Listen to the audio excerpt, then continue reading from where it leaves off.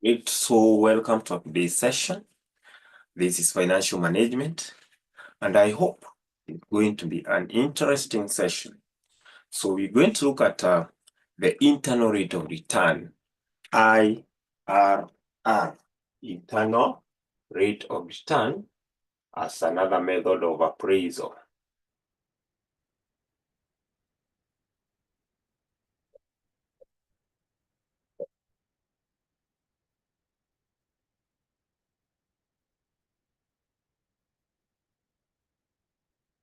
Internal rate of return.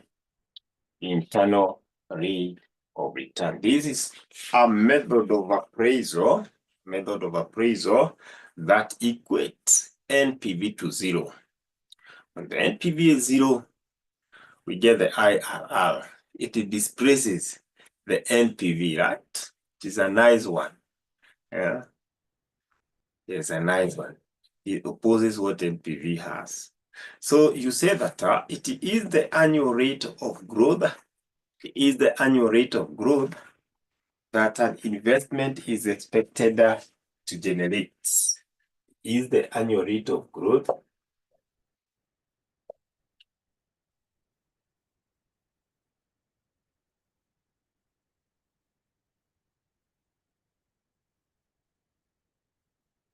that an investment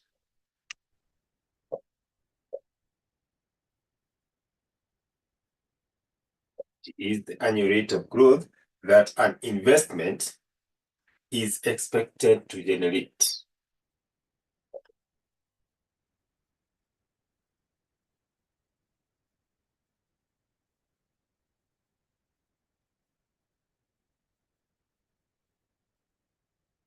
That an investment is expected to generate.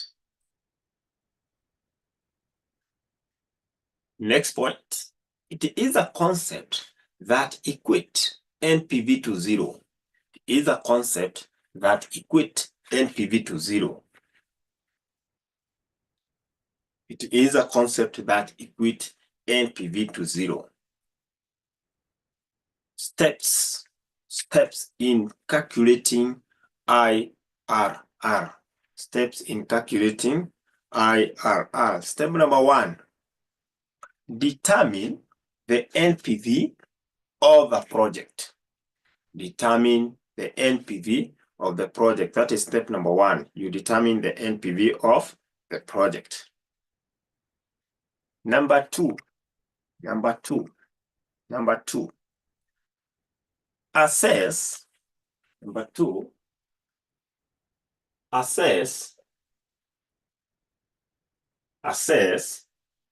the NPV in step one. Assess the NPV in step one, comma. Assess the NPV in step one, comma.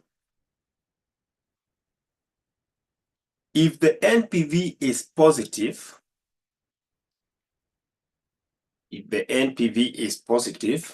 hapa nataka ushike vizuri ya.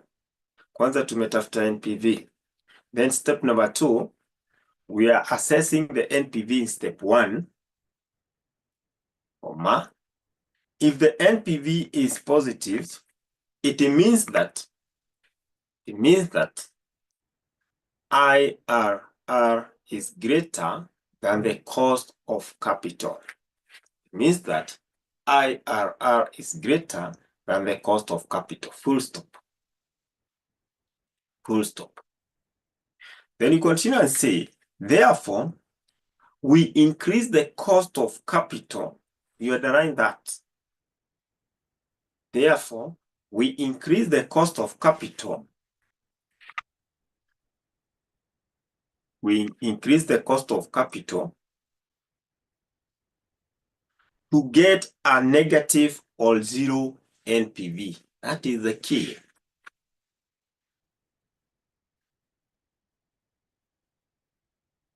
Therefore, we increase the cost of capital to get a negative or zero NPV. Full stop. Next statement. Still under that. Okay, maybe before you go to the next, you can say that we use the trial and error method. So when we are coming up with now increasing the cost of capital, we use the trial and error method.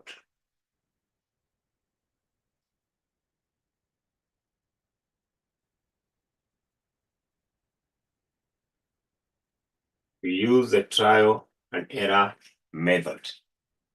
We use the trial and error method. Next statement, still under that.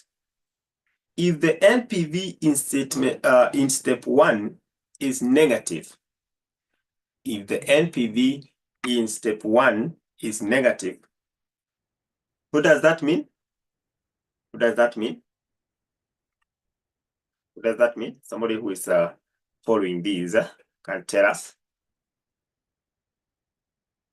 If the NPV in step 1 is negative, in a translate nini, it means that the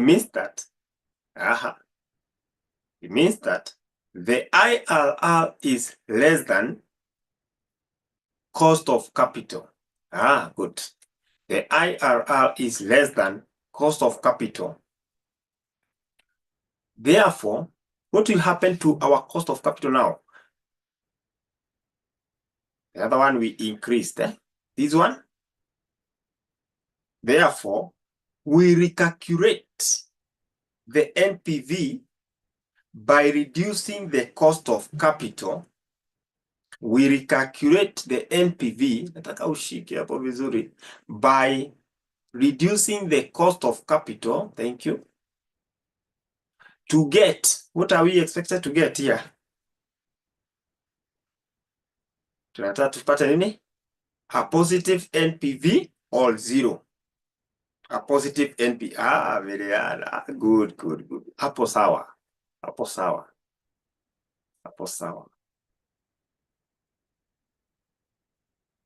The whole statement. We are saying that if the NPV in step 1 is negative, it means that the IRR is greater than, is less than the cost of capital.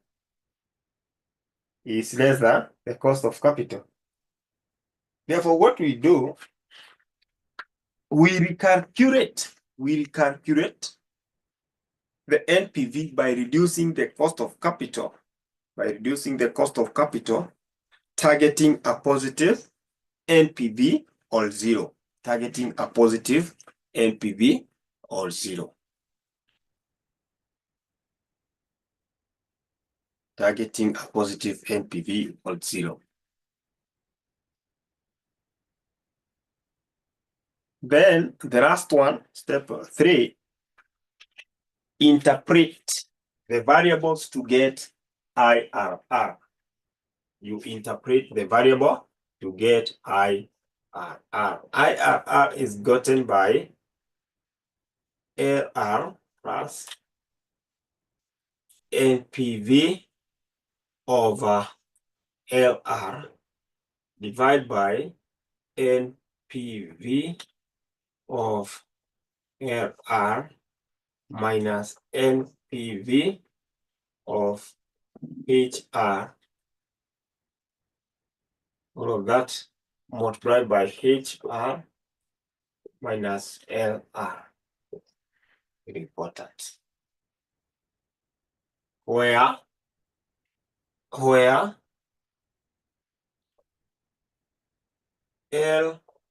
represent lower rate,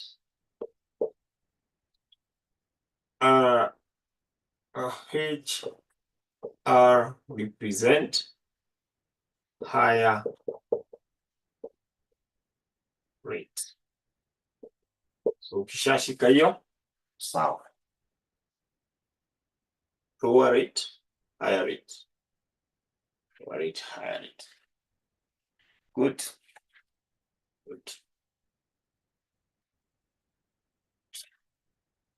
I'd like us to look at a question from May 2021. Illustration.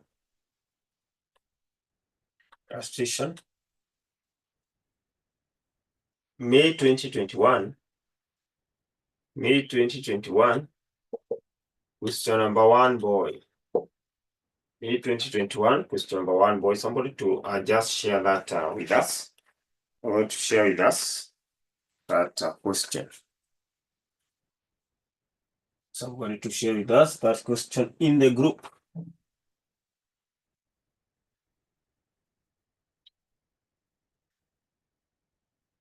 May 2021.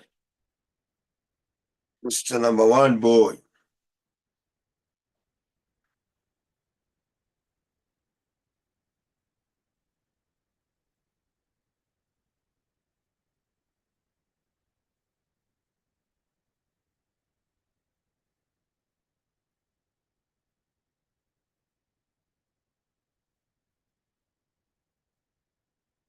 So we look at that question.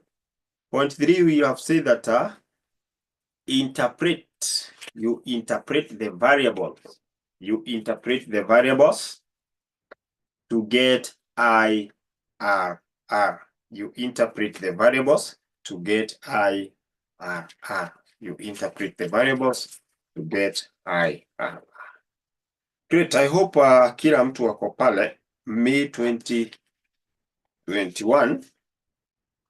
May 2021. We are looking at question number 1B. So I'm going to read this question. Number 1, boy. Number 1, boy. So have you been told? Been told that I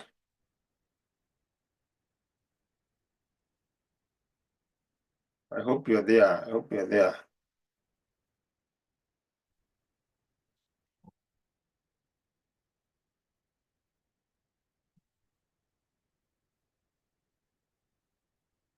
Tuko pale, confirm.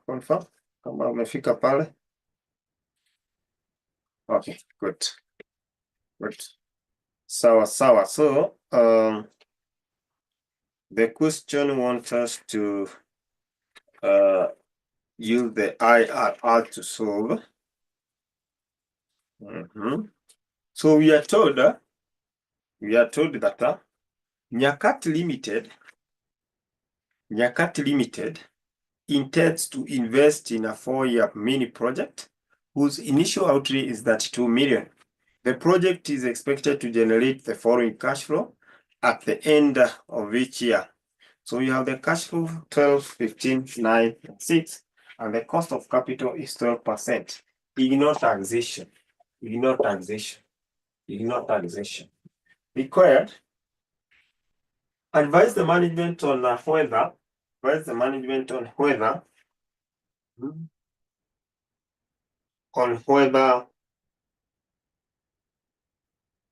to undertake the project using the internal rate of return method. Okay. To advise this management hapa. And mwalimu songa sana. Kuna mtu anataka kuchukua ili anataka kupiga picha pale. Okay. So we want to advise the management. So the first step is to determine the NPV. So let's move with it very fast. Determine the NPV. Solution. Determine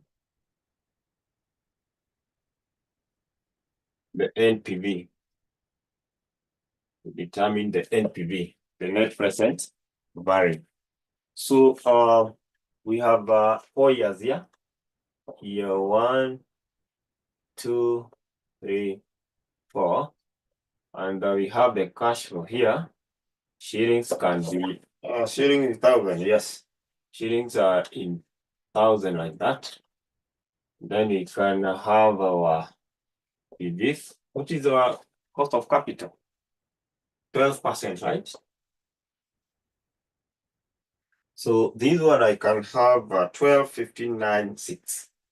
12, 15, 9, 6.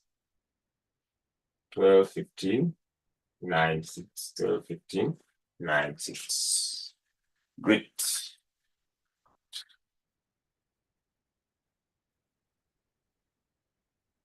Okay, let's get the PV. remember these are a non-uniform cash flow. They are not uniform, right? They are irregular cash flow. Therefore, we discount using PV. This is how we do a time value of money concept. Don't forget. Don't forget. So give me the discounting factor here. Of course, in here 0 point. 0 point. Haya, fatia kwanza 89.29. Ya pili. Tusonge. This is 79.72. Ya tatu 79.72 sawa. Ya nne, ya tatu na nne 71.18. And the last one 63.55. We are done. Then we get the discounted cash flow hapa. Just take the cash flow times the PV. Ya kwanza step ya kwanza.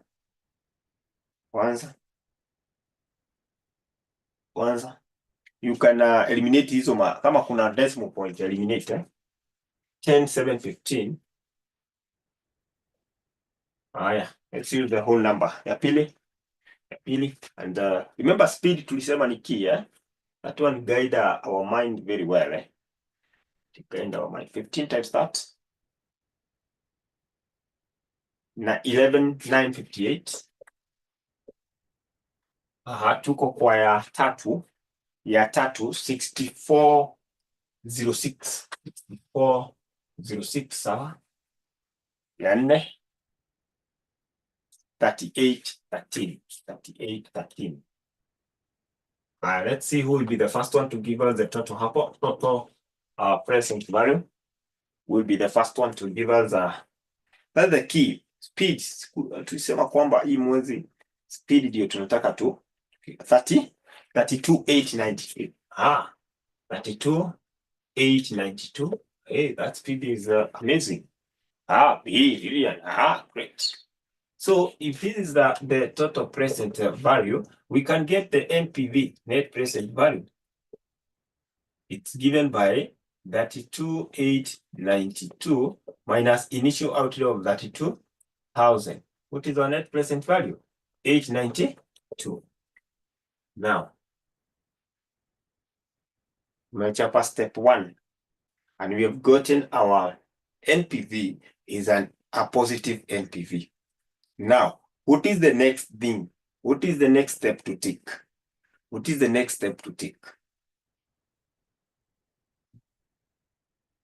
You get a positive NPV. We said something in our explanation.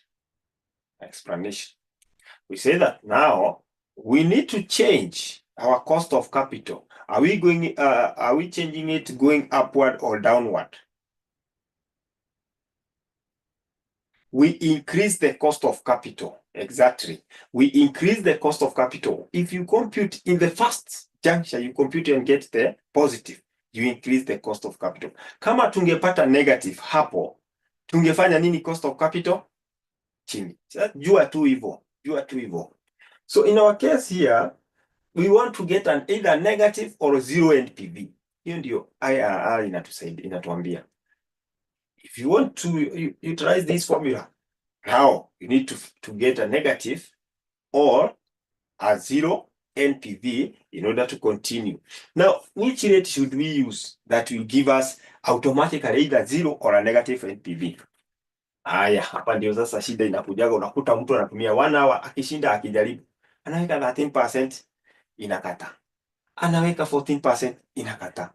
Anaweka 15 inakata. Yaani mtu anashinda tu hapa na unaona max zenye ziko hapa bwana. Hizi ni max zinataka ufikirie haraka. Increase cost of capital. Yes, we are increasing. I can see Miriam is telling us that if we are to increase, then we double that. Yeah. I would advise all of us, if you get a positive NPV, now you want to increase the cost of capital, double it so that you don't start struggling. It is attested that once you double, it will automatically give you either zero or a negative NPV. So let's double that. So as for me, I will not repeat the whole of this. I will just eliminate all this. like that, and then I double my 12 to be 24. 24. So for you, you have to have another one. So give me this.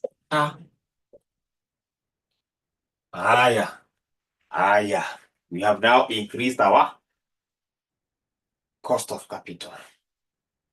Our target is to get either negative or 0.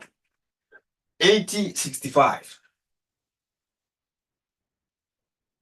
Ya pili, tusonge tumalize. It's a matter of kuweka kwa kaki 6504. Haya, tusonge. Annette ameamuka kabisa. 5245. I hope you are able to see. Annette ameamuka kabisa. And then the last one, 4230. 4230. Haya, let's go. 12 times this, like that. Tumalize. Aha. Ya kwanza 9678. Ya pili.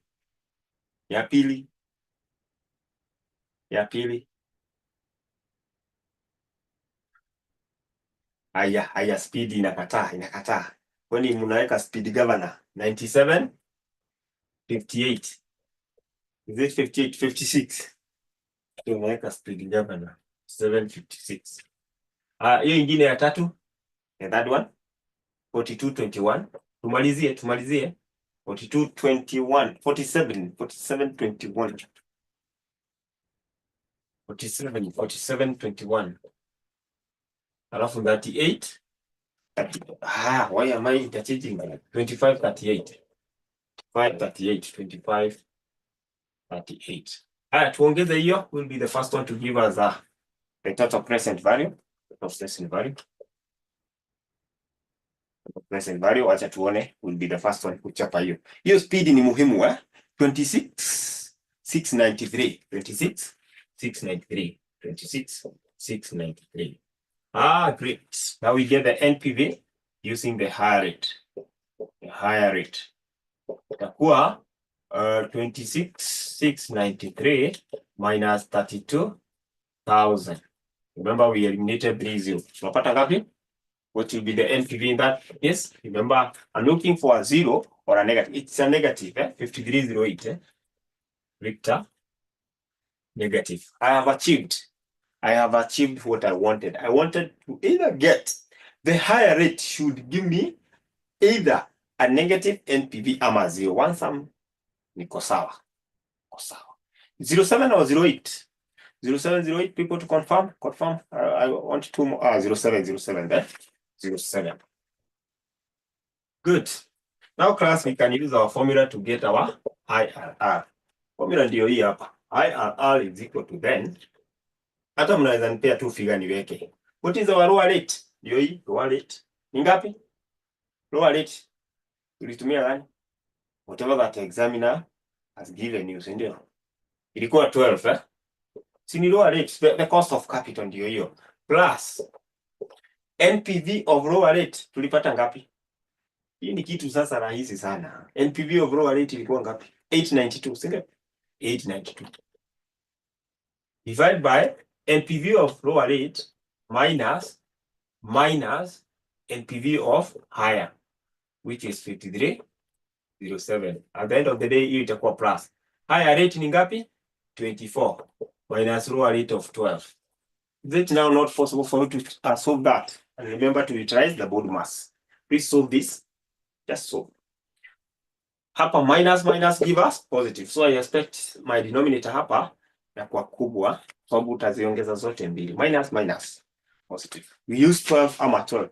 Let's use whichever that you use. Hata ukitumia 0 point, at the end of the day, tunajua tunataka percentage. At the end of the day, chenye tutapata ni percentage. Tutai-convert tu baadaye. Haina shida. Bora ni kujua. Chenye tutapata at the end of the day, percentage. Internal rate of return. It's a rate. So chapa hiyo tuone tutapata ngapi. Hiyo tuone tutachapa ngapi. Tutapata ngapi? IRR.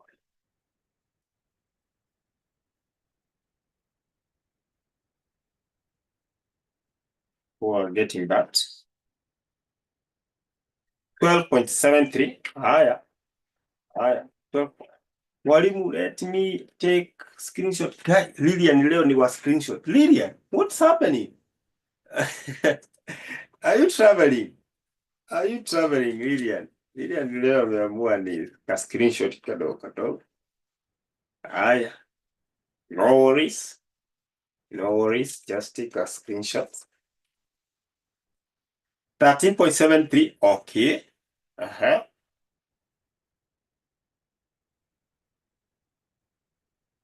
Mm-hmm.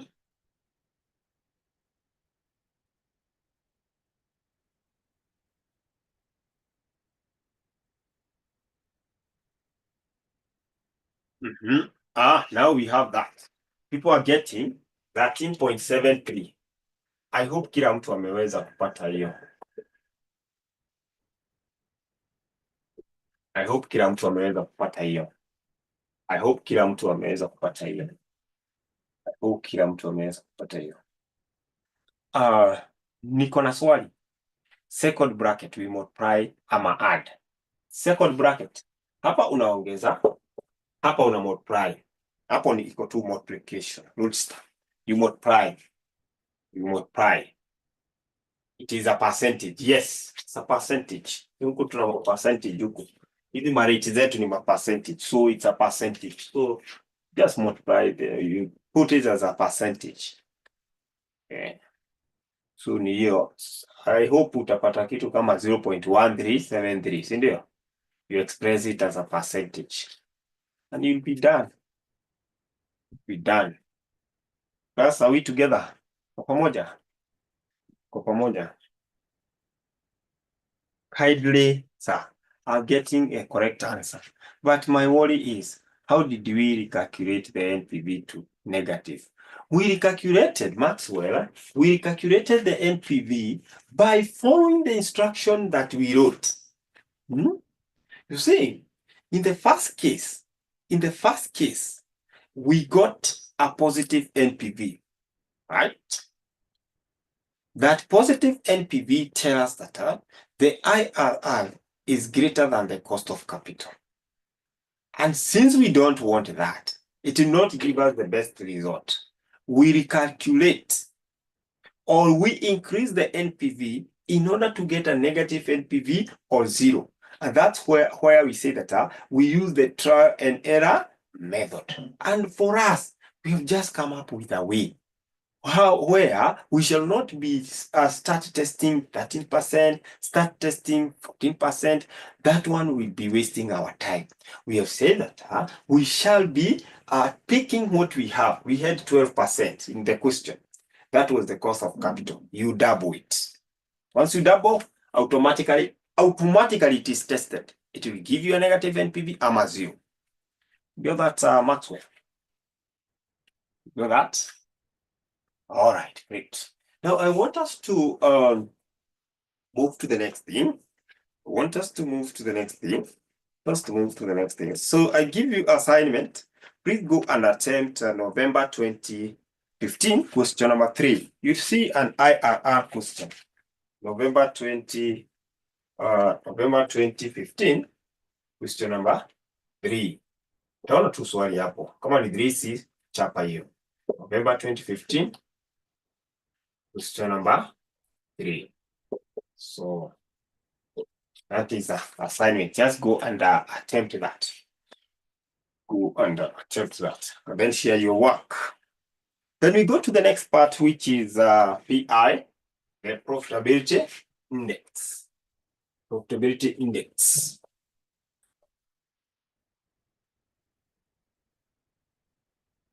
Profitability index.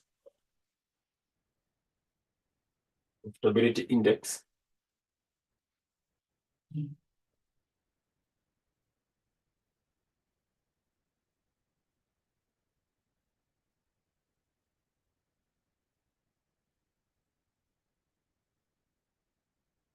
Profitability index, you say that it is the measure of a project or investment attractiveness. It is the measure of a project. It is the measure. It is the measure of a project is the measure of a project or investment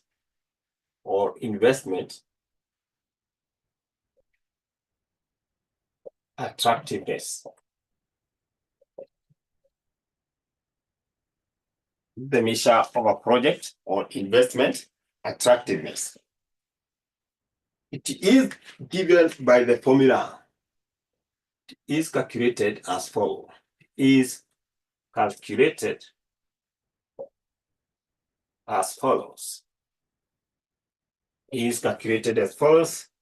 So to get the PI, we need to first of all get the present value of cash inflow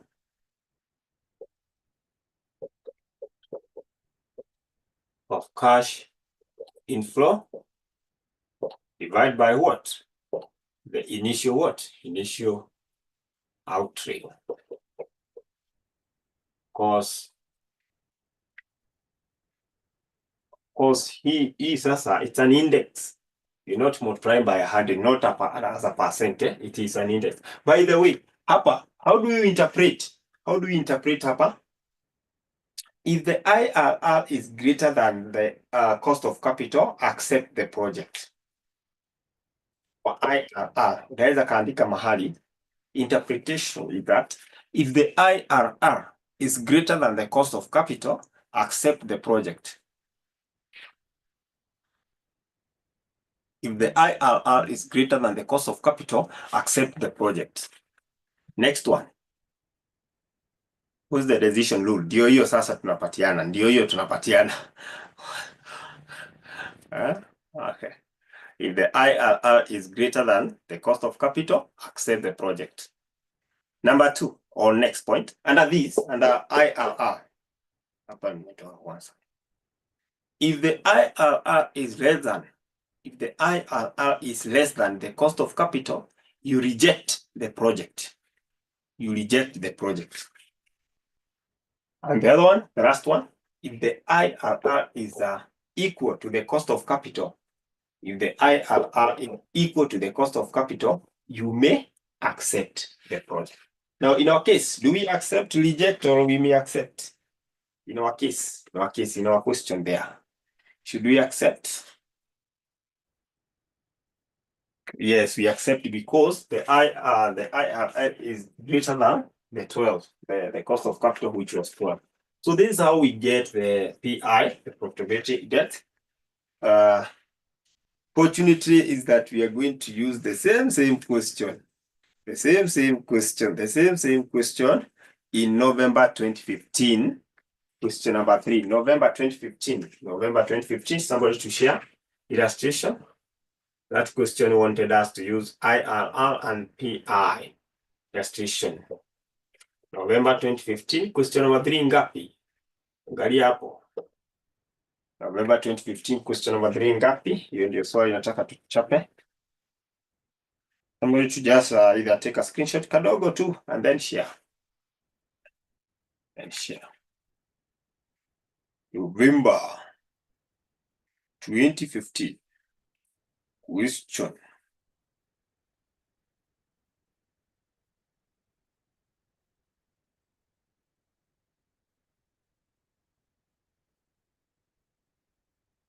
Somebody to share with the group.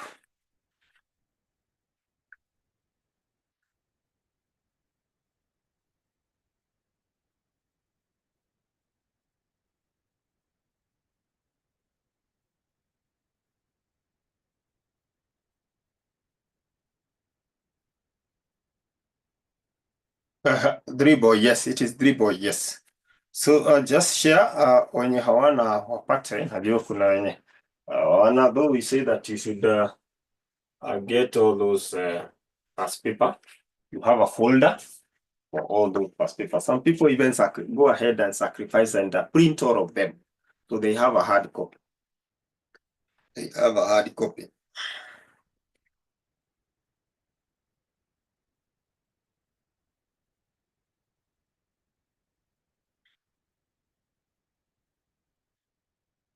So there we are.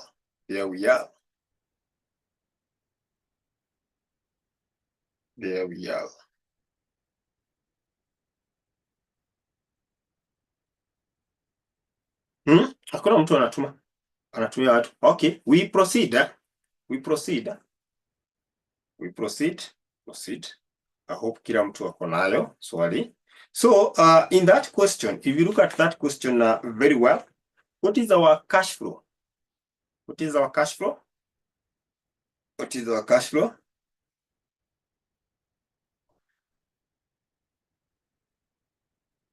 cash flow is 65 million, right? 65 million. No. That is the initial outlay. Initial outlay is 65 million. Annual cash flow after tax is 21 million.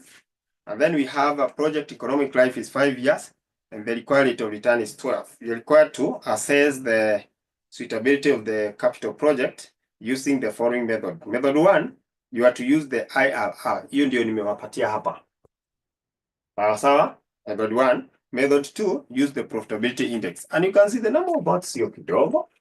So let's use the PI to solve that. So PI is equal to present value of our cash inflow. Now, I want somebody to tell me, which type of cash flow do we have? The 21 million here. Is it a regular or irregular cash flow? Regular or irregular? Is it similar or non-similar? Uniform or non-uniform? They are regular cash flow, therefore we discount using what? We discount using PVFA. PVFA, 5 years, 12%. Divide by what? Divide by the initial out. So if you wish, you can maybe start by getting PVFA. PVFA 5 years, 12%. So just tell me what to write. 1 minus 1.12. Kuna mtu atajua nimetoa wapi 1.12 leads to -5 divided by 0.12. Are we together as far as this is concerned? Are we together as far as my PVFA is concerned? PVFA 5 years, 12%. Are we together? Na mtu ameshika, nimepata aje hiyo? Tulisema time value of money concept ni backbone ya finance, right? Hata MBAs, watu wenye wanafanya masters, hizi vitu muhimu sana, relevant to them. Wanaulizwa hata hizi IRR, wanaulizwa masters. If you're doing master, you know. Najua hata kuna wenye wanakuja na maswali za masters. Zinakaa hivi. So, is that correct? Is this correct? To get my PVFA? Is it correct? You just type Y for yes, if it's correct. If not correct, let's correct it. It's correct. Kennedy, Miriam, confirming it's correct. Great. Now, can you give me this? What is my PVFA? Patie my PVFA hapo. How much is it? To 4 decimal places, 3.6048. 3.6048. Therefore, to get my PI, it's simple now. PI will be given by 21 times 3.6048 divided by 65. Si unipatie tu PI na nimemalizana na hiyo. 3.04. Frida hiyo yako ni gani? Umechapa hii vizuri. At least -5 yako vizuri.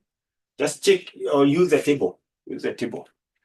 So give me the IRR and then we look at the decision rule.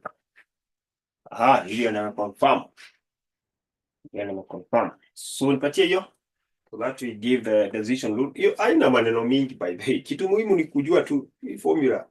Kujua vizuri mambo yako inakuwa shwari kabisa.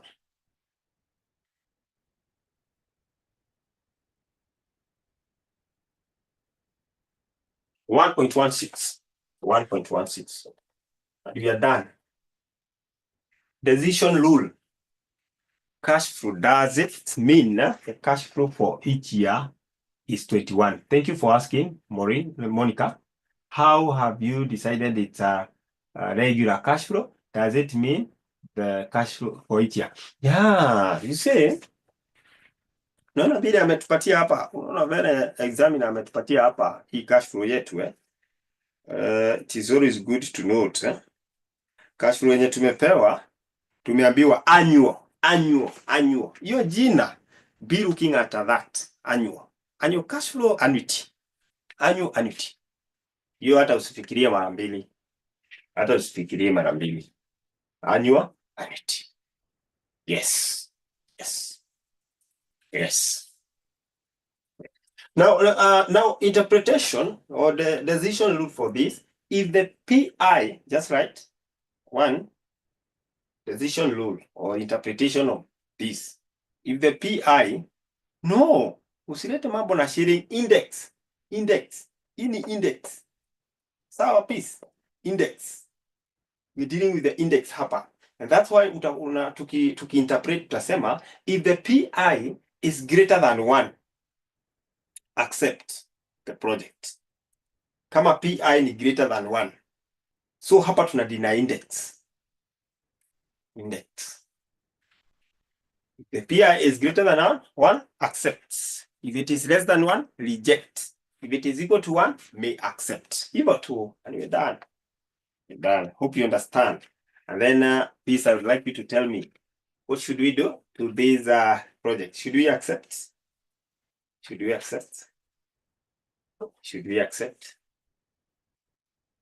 Yes, because the TI is greater than 1. Let's go to the next one, which is discounted payback period. Hope that you remember the definition of the payback period. Counted payback period.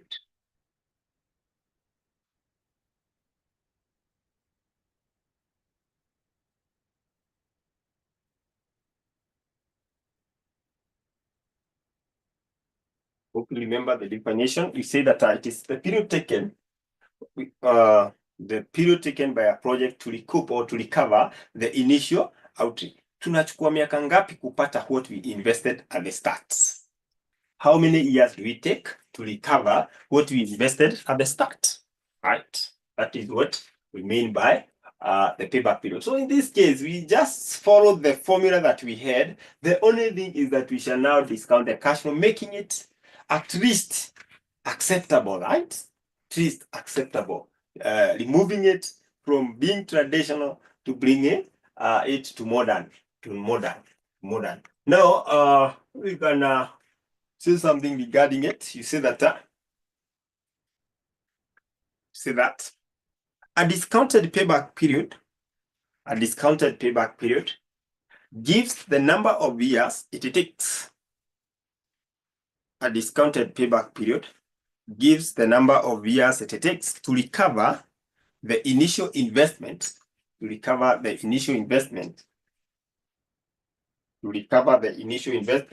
by discounting future cash flow,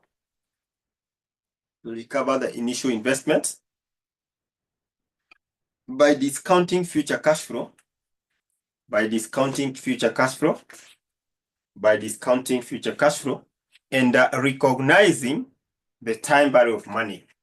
By discounting future cash flow, and recognizing the time value of money. So the moment an appraisal technique has bring in the fact that they can consider the time value of money, and they can have that aspect of discounting to become a modern technique. So we have removed, at this point, we can have our discounted, our payback period to the modern side. Now, to the traditional, tumebakisha gani? Ni gani imebaki kwa traditional kule?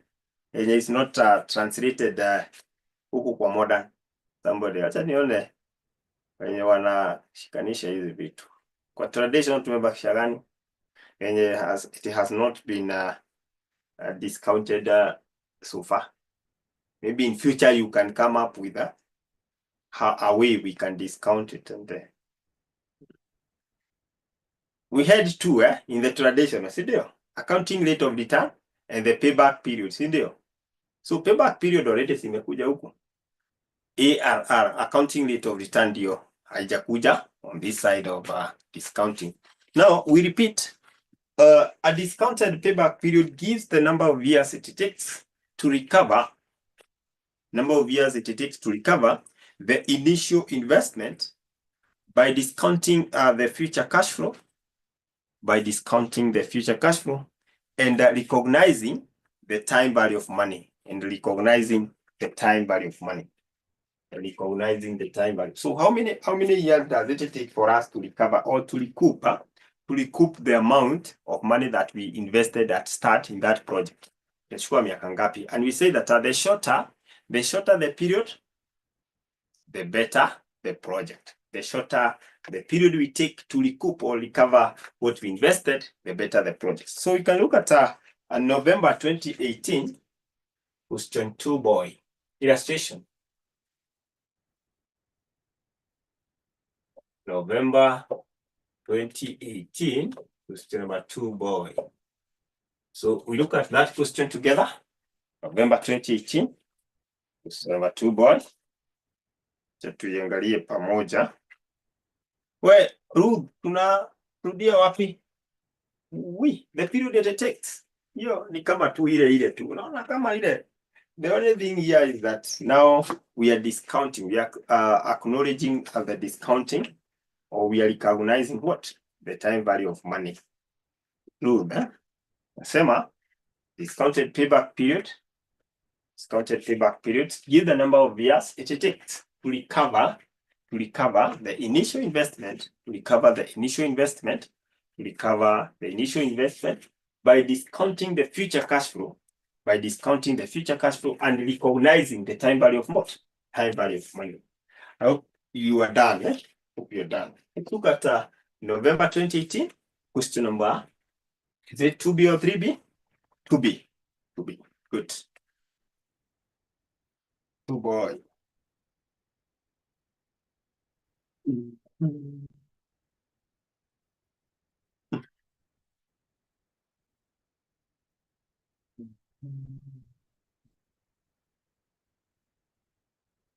November 2018, question number 2 boy. Are we there?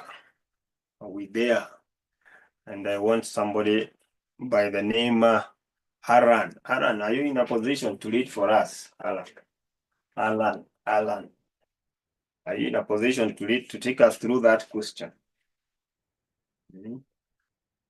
Or who is ready? Not Miriam. Miriam led last time. Who is in a position to take us through that? Already Florence and Michelle. Who is ready to read for us the question? Who is ready?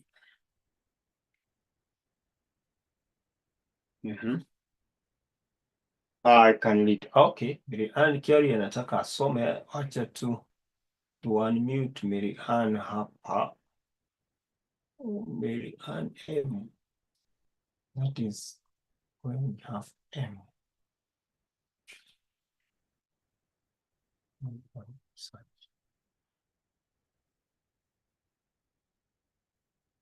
Okay, I unmute. Ask to unmute. So you can just take us through. Just read for us. Okay. The management of Bundacho Limited is in the process of evaluating 2 projects, namely Alpha and Beta. The estimated pre-tax cash flows of each of the projects are as follows. We have Project Alpha, Project Beta there, and we have their cash flows there. Then we have additional information. Number 1, we have Project Alpha costs 3.8 million and has an estimated lifespan of 4 years. And number 2, Project Beta costs 8 million with an estimated lifespan of 6 years. Number 3, both projects have a 0 salvage value. Number 4, an investment in working capital of 825,000 shillings will be required irrespective of the project to be undertaken. Number 5, the cost of capital for the company is 12%. Number 6, the corporate tax rate is 30%. Required using the discounted payback period method. Recommend the management of Bundacho Limited on which project to undertake. Right, thank you so much, Marianne, for that. That's a nice question. Nice question here. So we need to use the discounted payback period to solve this. So we can start with the first project, which is project Alpha. Project Alpha here. Project Alpha. Project Alpha. And I can see we have 4 years. This project has 4 years. So the first thing, we just identify our years here. Year 1, 2, 3, and 4. Then the cash flow here, shillings can be 1,000. And we have 29. No. Let's use the other way. If we use this way, I have said yes. Let's use horizontal. Let's just use horizontal. Here, 1, 2, 3, 4. I think horizontal will help me to solve it correctly. Yeah. So the good thing with the FM is that you can use method yenye tuibora ipatie wao accountant with a nice voice. Wewe Maxwell.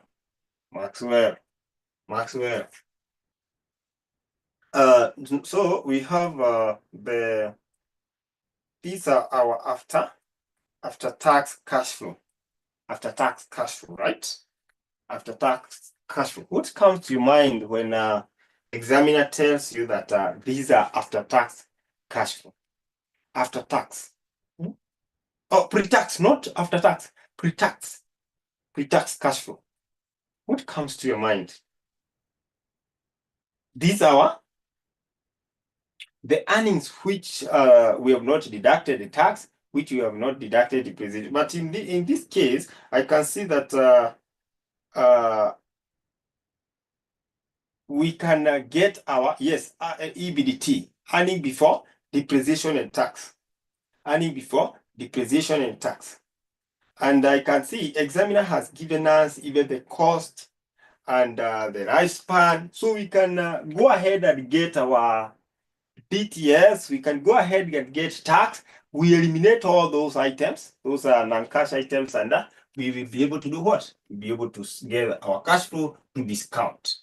So our earning before depreciation and tax for year 1 here given, the given ingapi? Year 1, 2590. Year 2, can just give me those. Year 2 tuko na ngapi? 2880. Year 3, 3050. And year 4?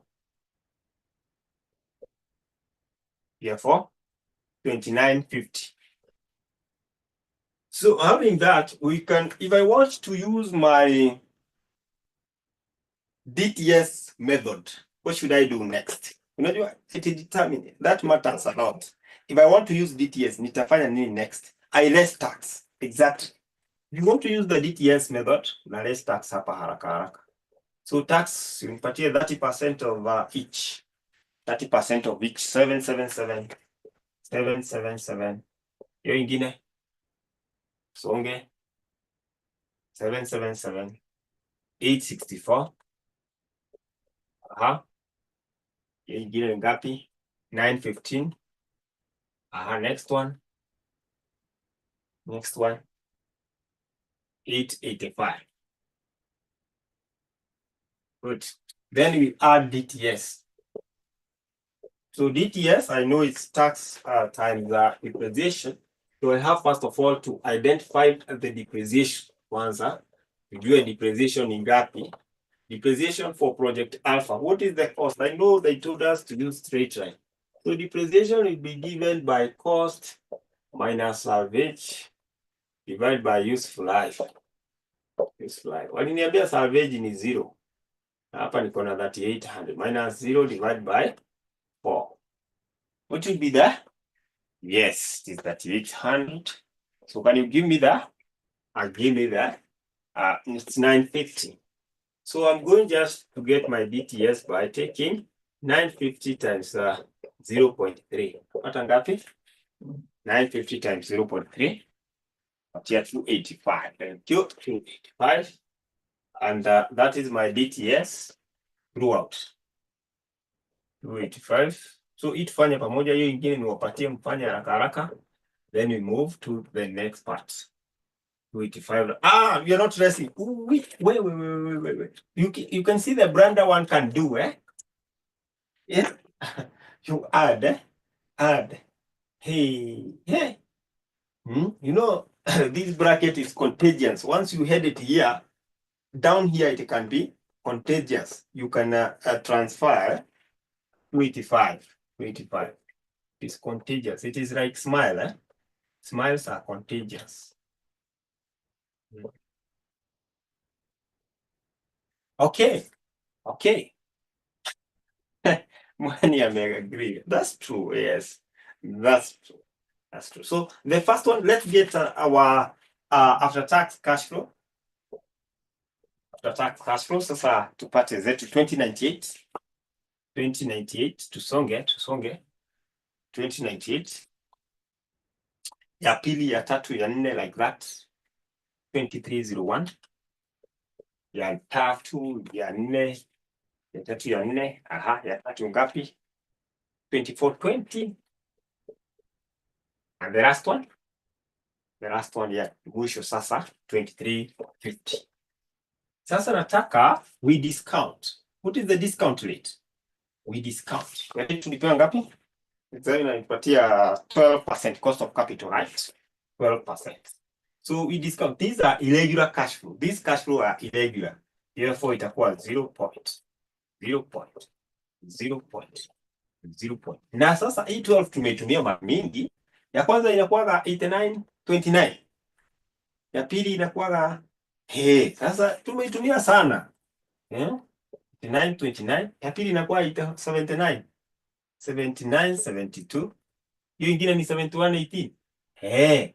7118. Na mwisho 63. Ukishazi master hivyo inakuwa mambo mzuri. So why can't we get the discounted cash flow? Na hiyo ndio tunataka. Discounted cash flow mwaka wa kwanza, just multiply like that. Multiply.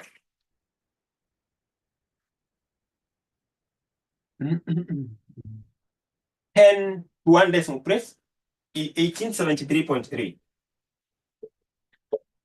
Haya, one decimal point sawa.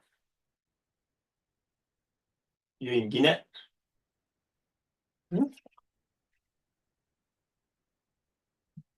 Hiyo ingine 1834.4. Number 3. Year 3. And remember speed, what you do under that chat box means a lot. Means a lot.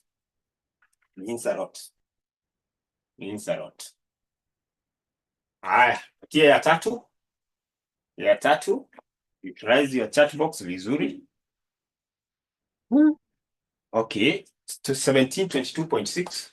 1722.6. Hiyo ingine ya mwisho 1493.4. Sasa darasa. Sasa this is what we wanted. It is discounted payback period? Yes, we have discounted our cash flow. Now we just revert to the method here, kupata the payback period, whereby I'll just now come and check. Yes, what do I have here? I have here 1 to 4.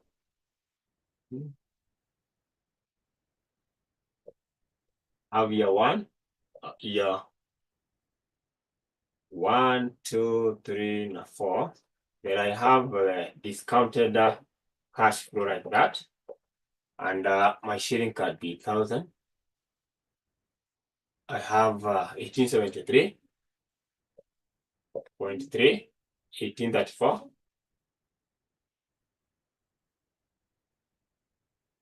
1922.6, 1493.4, like that. And then there's something that I need to know. Yes, I have now my discounted cash flow, lakini I need to know what is my total initial outlay for this project. Ili nijue what was the initial investment that I want to recover from this. Sawa. So do we have information that can guide us to get that? initial outlay. Sasa initial outlay hakuna mtu akona shida ya kupata. Hiyo tutazika accumulate. Now tuko na hiyo 3.8 the cost, and then usisahau kwa initial outlay vitu zenye zinakuaga pale incidental, kwa replacement kuna kutoa hiyo the disposal value. Usisahau hizo vitu, ni muhimu usisahau. Sasa hapa tuko na working capital. So it's part of what? Hiyo ilikuwa secret kubwa sana kwa hii swali. Working capital, it should be added to that. That is ili tupate our total initial investment. So our total initial investment ngapi? Total initial yenye tunataka kupata investment itakuwa 3800 plus 825. Unapata ngapi? Nipatie hiyo total hapo. Mimi nishatoa maziro 3. I'm dealing with so we want to get 4625. Alafu sasa you follow the route.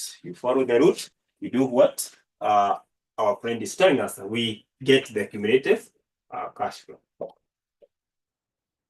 So ya kwanza naleta 1873.3. Ya pili kwa ngapi? Tata. Ongeza kwa ngapi? Takuwa ngapi? Ongeza hizo mbili tu. Nataka kufika kule. 3707.7. Nikiongeza hii hapa itakuwa more than 4625 hapo kwa investment.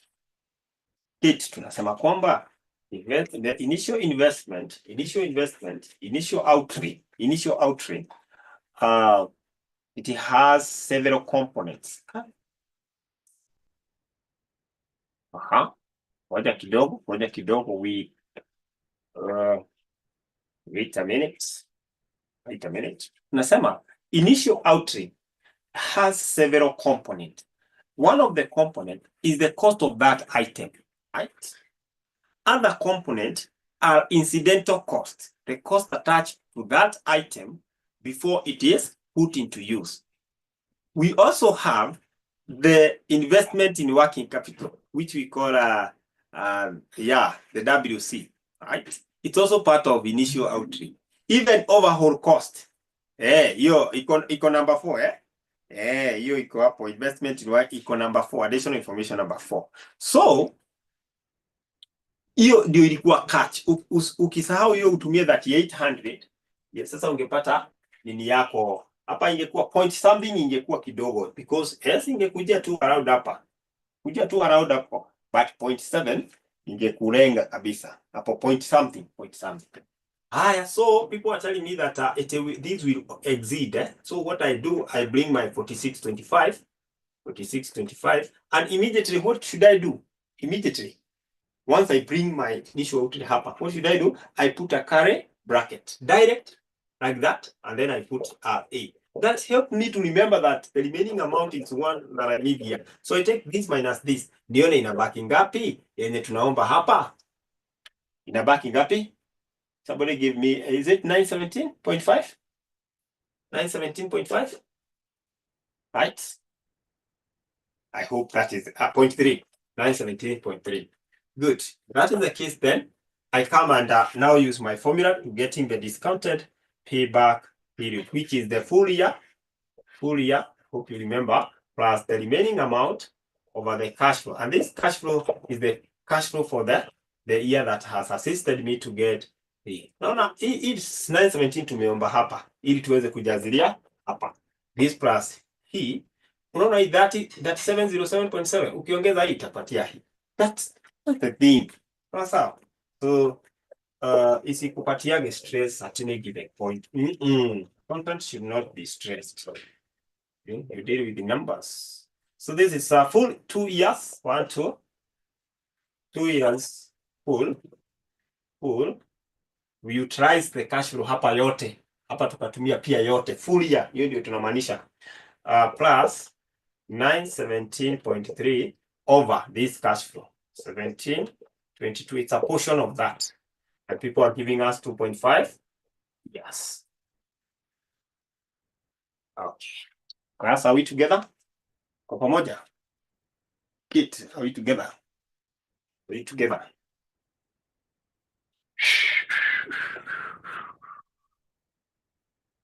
Good. Can we learn with the other project? Let's run with the other project. Ni project inajiita hii ilikuwa alpha, ingine ilikuwa namna gani? Beta. Let's learn with the beta very fast. Tumalize beta and then we move to the next thing, which is the modified internal rate of return. Our last appraisal technique. Modified internal rate of return. So kila mtu anafanya beta. After payback period ya beta, then we advise which is the best between beta and the other one. So kila mtu anafanya beta. That. Great. This is good. That's good. And I can see the time you guys have taken. It's almost the same, eh? Hiyo nyote isipokuwa Victor mwenye alikuwa a bit fast. 3.9. Good. At least you have taken your time. You have taken your time to great. That's very good. That's very good. So should we now go to the next appraisal technique? Should we go to the next appraisal technique, which is modified internal rate of return? Should we go to that? And then for that question, somebody will take a picture and share in the group so that for the person who have not understood how we've gotten to 3.9, you will be able to see which project is the best. Which project do you advise these managements? Which project do you advise? You are told to advise which project to undertake. You advise this Budacho. Even Kit got that. Right. So the project with the less years, you're getting 3.5. You're getting 3.5. Grace, I know maybe what you've not done. What you've not done is looking at your initial. Hapa, hii remaining amount, you are not putting hii imepatia. You're not using that. Just tick. Yeah. Finally, nilikuwa nashangaa mmoja na Linet hapo wapi? Linet nimeona yake kweli. Finally 3.9, Yeah, you struggle until unakazana nayo. Hata kwa mtihani we kazana. Until the end. Great. Yes, we choose project alpha since it has okay, so quick recovery to have. It has a shorter period to recover what? It will take us just 2.5 years to recover the initial outlay. And the other project, it will take us 3.9 years, almost 4 years to recover that. So that is it. Let's go to the final appraisal technique. The final appraisal technique, which is the modified internal rate of return. The final, which is a modified internal rate of return.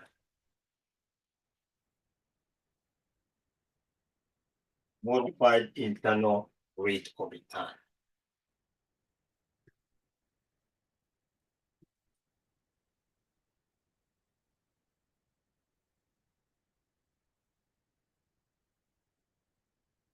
Modified internal rate of return. Modified internal rate of return. You say that it is a method of calculating the return on investment. It is a method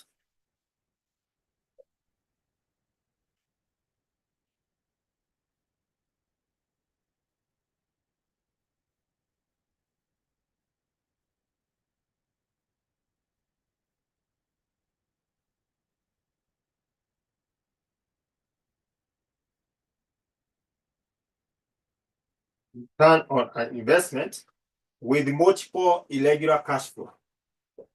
With multiple irregular cash flow. with multiple irregular cash flow, with multiple irregular cash flow, multiple irregular cash flow. It is the only method that uses compounding technique. It is the only method. It is the only method that uses compounding technique.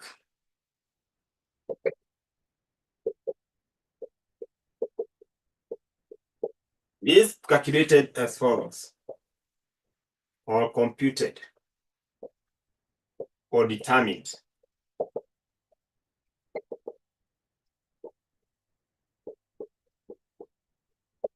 It is determined as follows. So how do we get MIRR?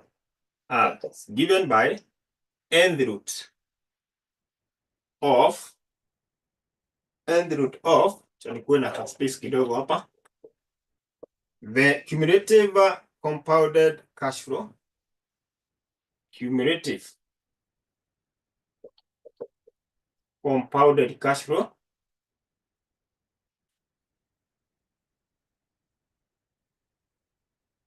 divided by initial outlay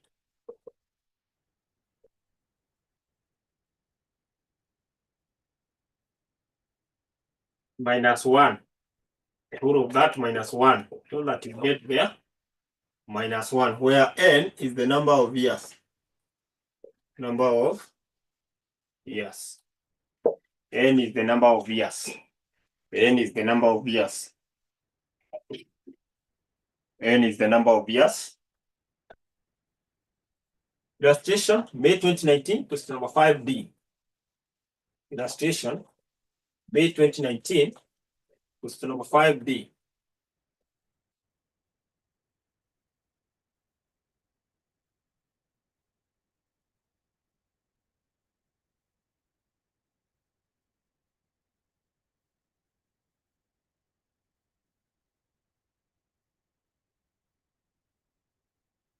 May 2019, question number 5D for dog. May 2019, question number 5D for dog. Great. Let's look at that. That will be the final thing we are doing. Final thing we are doing today, May 2019, question number 5B.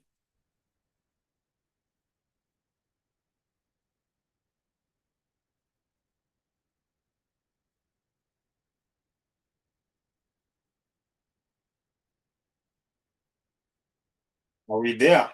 Are we there?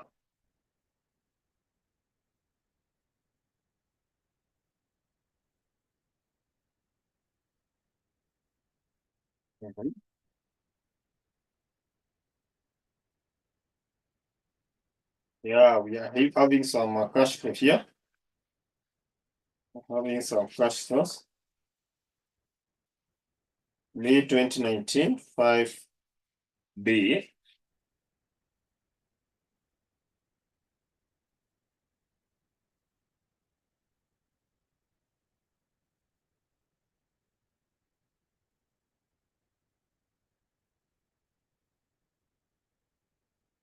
Yeah, here we are. Here we are. Here we are.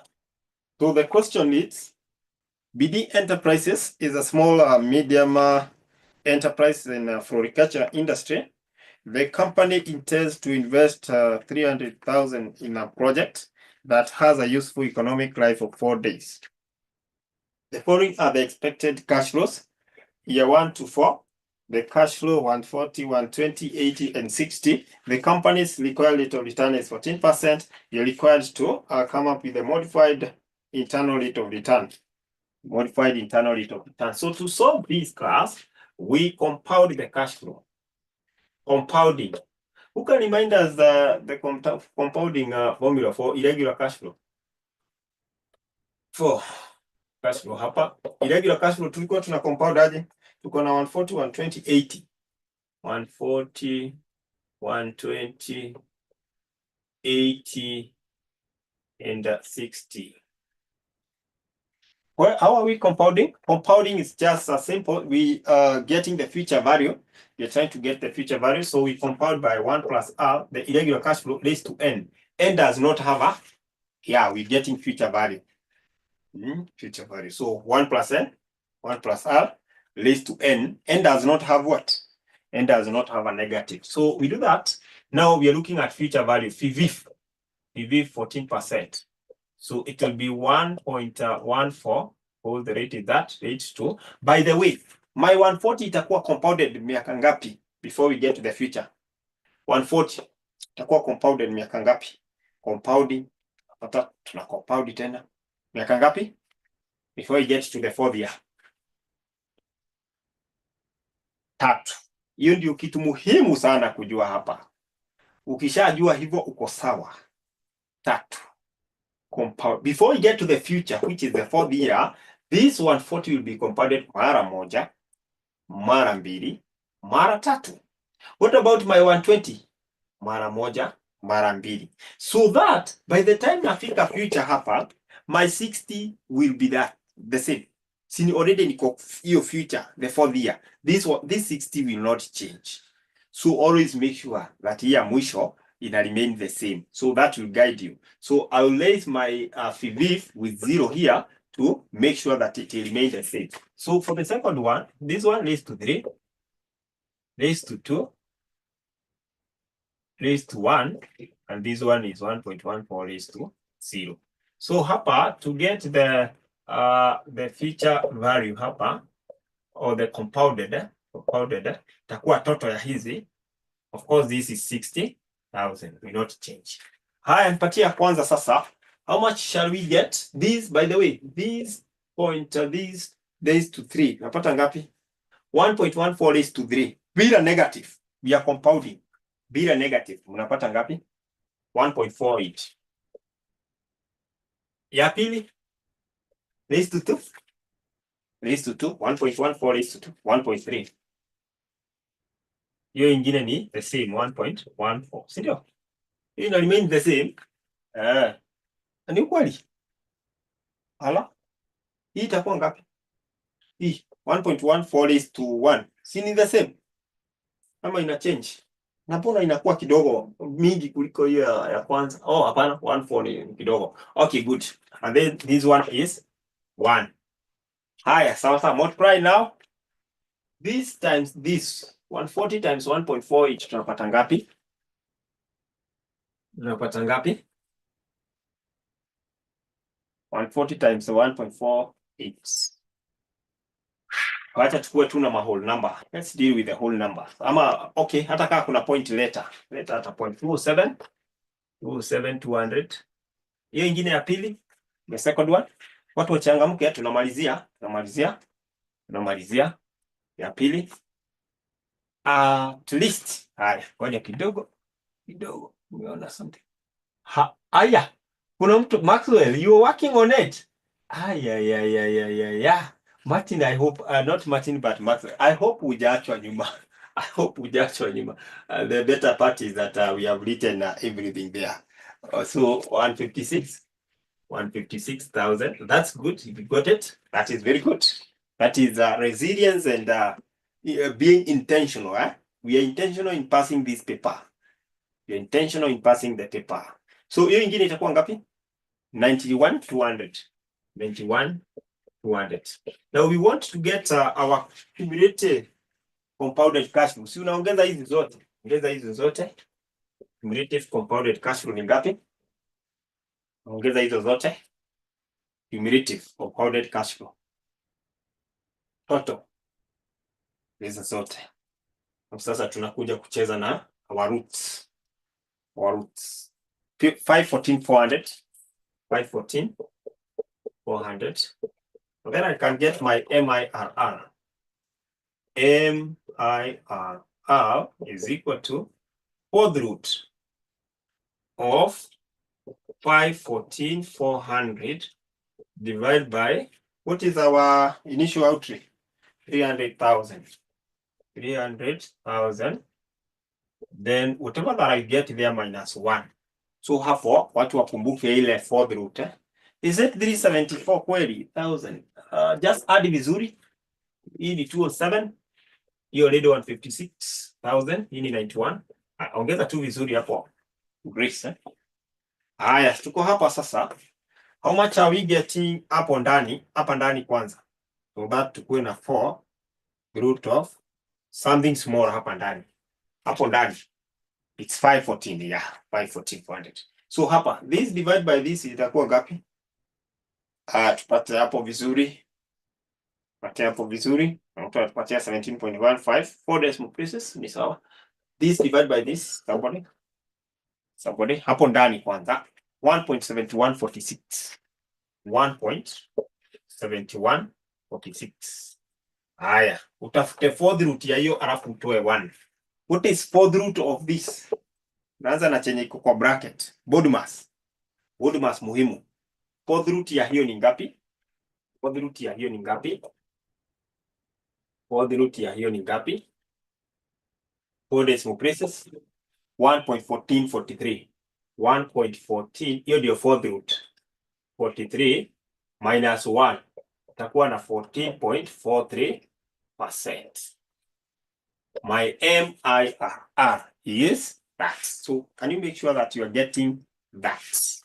7147, Grace anapata 7147, sawa, ni sawa tu. Now get the fourth root of that. Get the fourth root of that. Get the fourth root of that. Get the fourth root of that. Aya. Is there anybody who is not able to get the fourth root? You type 4, then shift, unakaa hivi, hapo, alafu unafinya hapo, so 4, shift, unafinya haka, alafu unaweka ile. Weka hiyo ndani. Naweka hiyo ndani. 1 point. So, I hope everybody is able to get 14.47. 14.47. Please confirm that you're able to get that. Please confirm that you're able to get that. Confirm.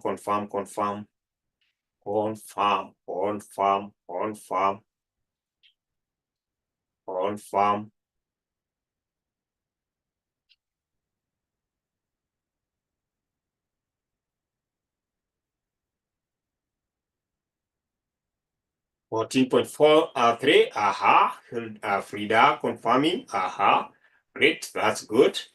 Anybody else who wish to confirm what they are getting? Yes, that is confirmed, great.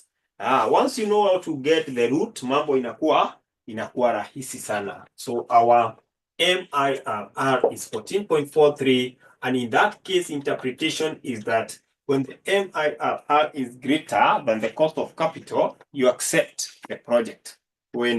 If MIRR, to decision rule, if MIRR is greater than the cost of capital, accept. If MIRR is less than the cost of capital, reject. Alafu hiyo ingine MIRR equal to cost of capital, you may accept. You may accept. Great. So that is the decision rule. So class, that is it. Next time we meet, we shall be looking at capital rationing. When we meet next, we shall be looking at capital rationing. But we have some assignment for you. There we have. So this is a capital rationing. Shall be able to look at the types of capital rationing. We'll be looking at the causes of the capital rationing, or those types, and That would be it. So let's have several assignment hapa. Several assignment hapa.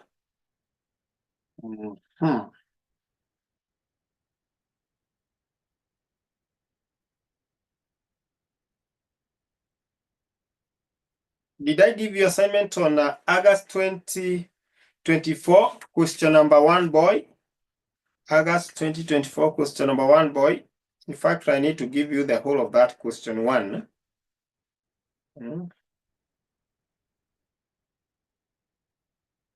No, just do. August 2024, do question number 1 and 2. Yeah, hiyo itakuwa sawa. 1 and 2. Remind yourself even the evaluation. August 2024. August 2024, question 1 and 2. Question 1 and 2, hiyo itakuwa sawa. It will help you to review very many things. You gave that last time. So have you done? Have you done? Have you done? The swali is, have you done? Umefanya? Just confirm kama umefanya. Just looking at another one. So hizi vitu kumbe tumemaliza bwana. Umefanya? Mbona hapo sasa, mbona hapo watu wananyamaza? Hiyo chai ni moto. Chai ni moto. Chai ni moto.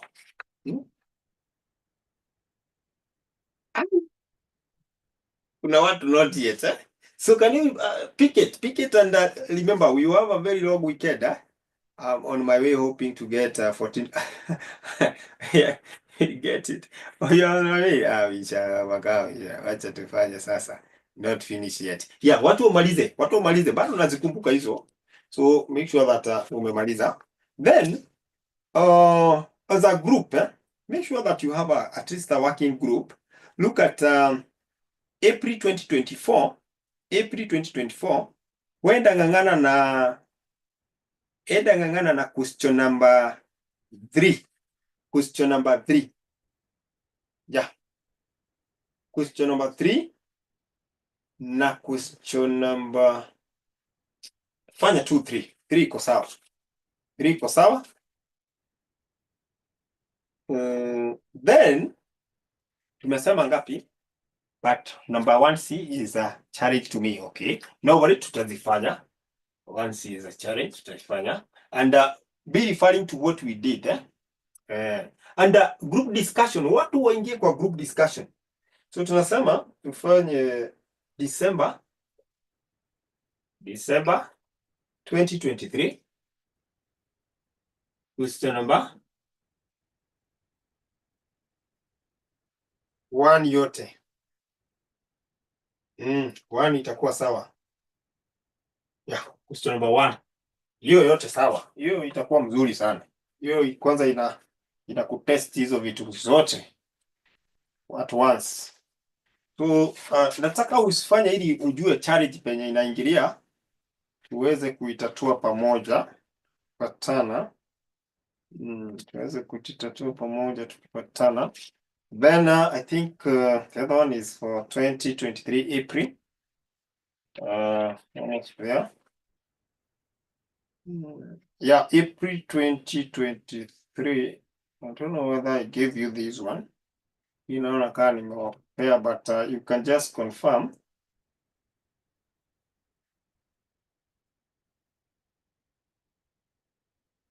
This August still go, and this December. No, first of all, wait. April 2023. Mambo ni mengi, vitu ni mingi. April 2023. Let's try question number 1 yote. Yeah, 1 yote itakuwa sawa. Yeah, 1. Question number 1. 1. I think hiyo kazi imetosha hiyo weekend. So make sure that by next week, by the time tunapatana, at least tumemaliza. 2023, this question number 1 niliwapatia. So hii mambo iko vizuri. Sawa, basi kama nilivyopatia hiyo. Mmoja hajafanya, umechua umefanya. Umechua umefanya. Nataka ufanya hii ingine hapa August 2023. You did, yeah? August 2023. Sasa hizi vitu basi tumemaliza hizi. They are forming basis of our revision. August 2023, question number 5. And it's vizuri at least you're able to spot that umeifanya. That's better. Question number 5. So mwenye hajafanya tafadhali make sure that you do. Wakati tutaanza hii revision, it will be easier for you now to start seeing where you went wrong. I think hiyo ni enough for let me see. Why can't you go and try this one for payback period again? Why can't you go and try? Yeah, twende tujaribu hii. This is April 2022. Question number 2. Question number 2C. April 2022. April 2022. Question number 2C. Now that is enough. That is enough for the weekend. So you create time. You create time, and you check on your theory. How far are you like that? Whatever, have some short notes. Be committed. Be intentional. And by the end of the day, you see yourself at the top.